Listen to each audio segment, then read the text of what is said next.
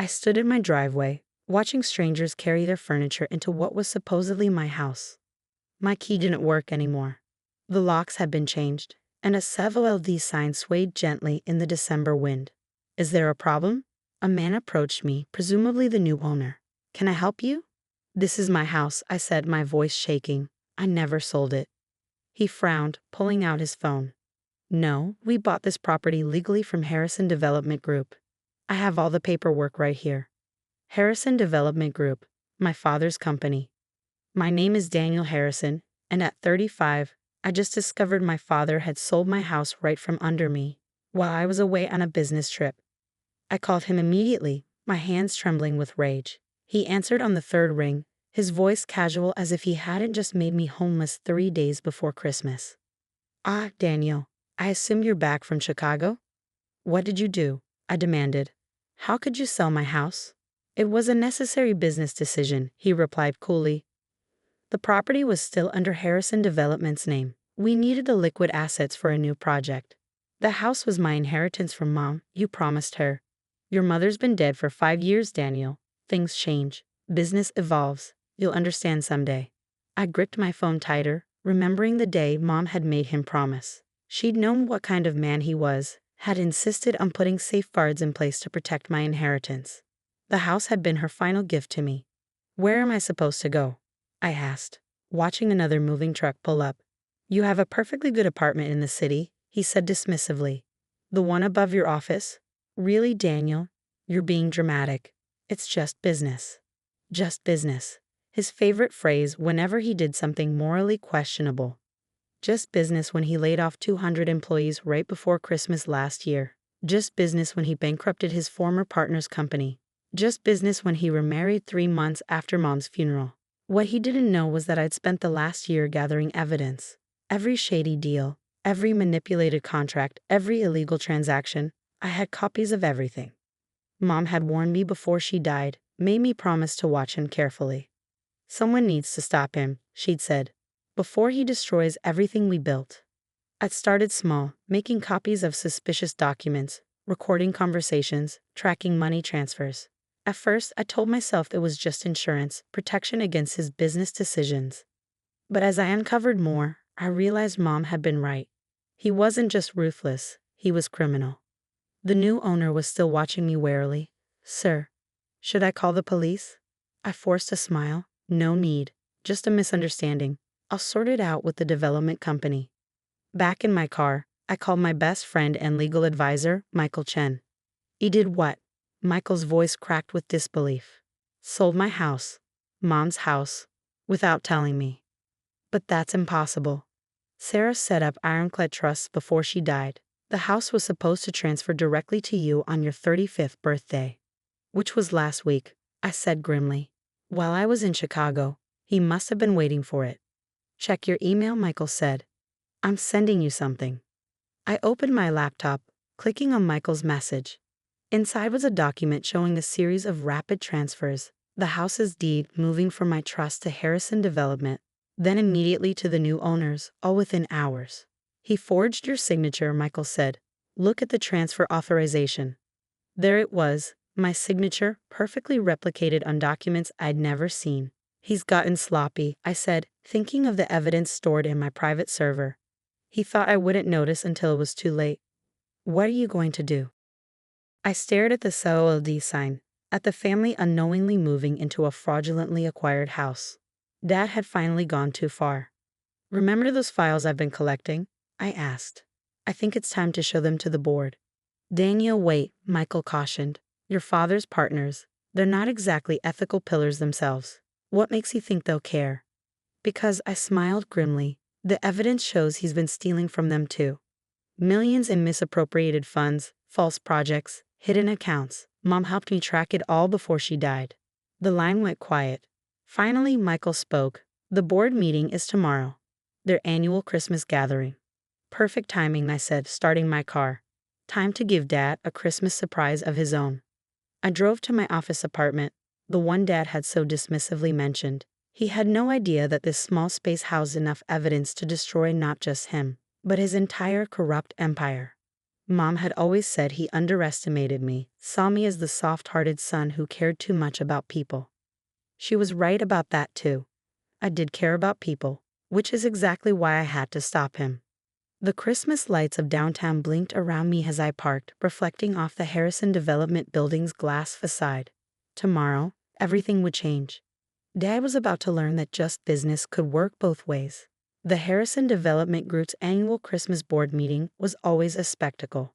Crystal champagne flutes, expensive cigars, and self-congratulatory speeches about another successful year. I'd attended these meetings since I was old enough to wear a suit, always playing the role of the dutiful son. But not this year. I arrived early, setting up my laptop and connecting it to the conference room's presentation system. My father's secretary, Linda, watched me curiously. "The presentation isn't until 2 p.m., she said. "Your father likes to do the fiscal review first." "There's been a change of plans," I replied, not looking up from my screen. The board members started arriving around 9 a.m. I recognized them all, men and women who'd watched me grow up, who'd attended my mother's funeral with practiced sad faces while already knowing about Dad's plans to restructure the company in her absence. My father walked in last as always, flanked by his new wife, Stephanie, who also served as our CFO. The irony of him marrying our financial officer 3 months after Mom's death wasn't lost on anyone. "Daniel," he nodded curtly, "I trust you've gotten over your emotional response to yesterday's business decision?" Before I could answer, Marcus Bennett, our largest stakeholder, cleared his throat. "What business decision?" "Just a property liquidation," Dad waved dismissively. "Nothing that concerns the board." "Actually," I stood up, clicking my laptop to life, "it concerns everyone in this room." The projector hummed to life, displaying a series of financial documents on the screen. Dad's smile faltered slightly. "Daniel, we have an agenda to follow." "Yes, we do," I cut him off. "Let's start with Project Phoenix." Stephanie sat up straighter. "That's confidential." "You mean the fake development project you've been using to funnel money into offshore accounts?" I clicked to the next slide. "These accounts, specifically." The room went silent. On the screen, clear as day, were transfer records showing millions moving through a series of shell companies, all leading back to private accounts in the Cayman Islands. "Or should we discuss the Wilson contract?" Another click. "Where you sold properties you didn't own, including my house, which was held in a private trust." "That's enough." Dad slammed his hand on the table. "This is ridiculous. Marcus, we don't have time for." "Actually, Richard," Marcus leaned forward, studying the screen, "I think we need to make time for this. Especially since I'm seeing my investment properties listed in these transfers." I turned to the board members. "For the past year, I've been tracking every illegal transaction, every falsified document, every penny stolen from this company and its investors. My mother started this investigation before she died, and I finished it." "You're betraying your family," Stephanie hissed. "No," I replied calmly. "I'm honoring my mother's last wish to protect what she and my father built together before he corrupted it." I distributed USB drives to each board member. "Everything is here, documented, verified, and copied to multiple secure locations. Dad didn't just steal my house yesterday. He's been stealing from all of you for years." Marcus was already scrolling through the files on his laptop, his face darkening. "Richard, these transactions, using my properties as collateral for personal loans? It's not what it looks like," Dad started, but another board member cut in. "My retirement fund, you emptied it." "The Davidson project was real," Dad insisted. "It just needed more capital." "The Davidson project never existed," I said quietly. "It was a shell, just like Phoenix, just like all the others. Right, Stephanie?" She wouldn't meet my eyes. She knew I had her too. Her signatures were on half these documents. "I can explain everything." Dad stood up, trying to regain control.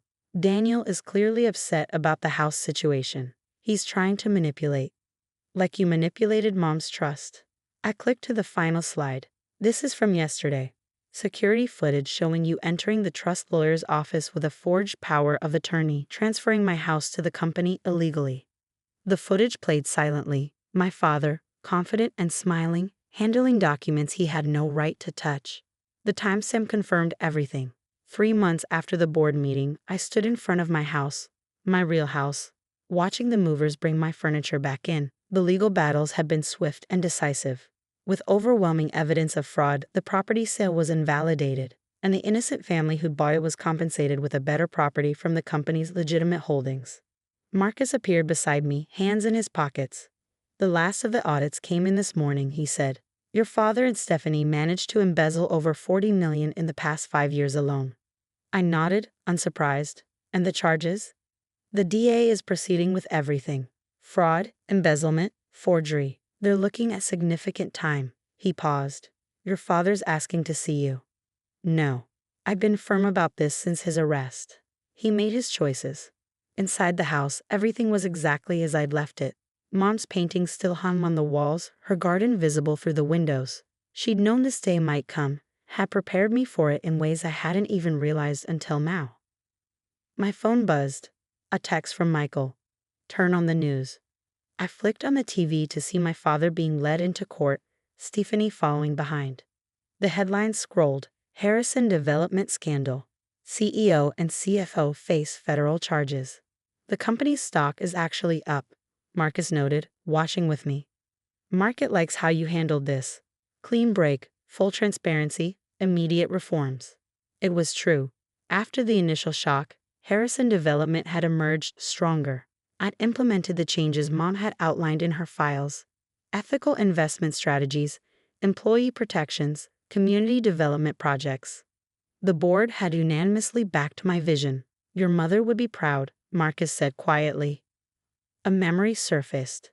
Mom in her study, teaching me about business ethics when I was just a teenager. Money isn't everything, Daniel, she'd said. Legacy is about more than profit margins. My phone buzzed again. This time it was Linda, Dad's former secretary, found something you should see. An hour later, I sat in my mother's old office, now mine, looking at the document Linda had discovered. It was dated just weeks before Mom's death, a letter she'd written to me.